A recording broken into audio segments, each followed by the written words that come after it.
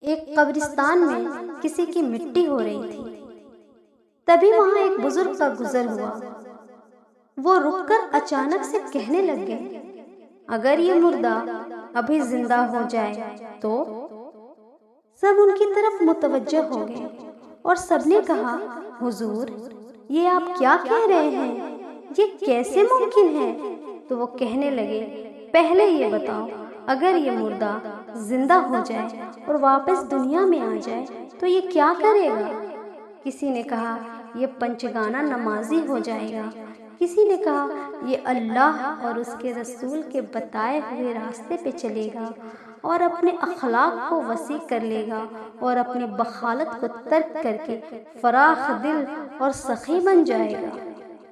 بزرگ نے بڑے ہی افسوس سے سب کو دیکھا اور کہنے لگے، اگر یہ مردہ زندہ ہو جائے تو یہ سب کرے گا، مگر کیا تم سب زندہ نہیں؟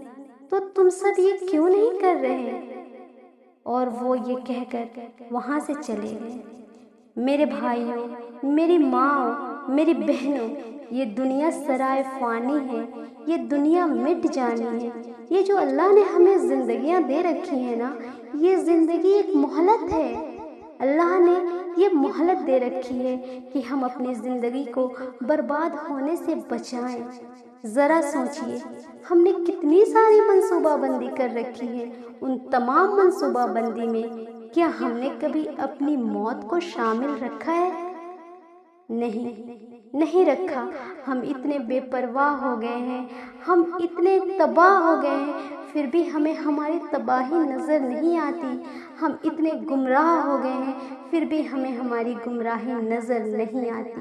ذرا سوچئے کہ اگلی صبح ہماری آنکھیں قبر میں کھلے تو کیا ہم نے اس کی تیاری کر رکھی ہے؟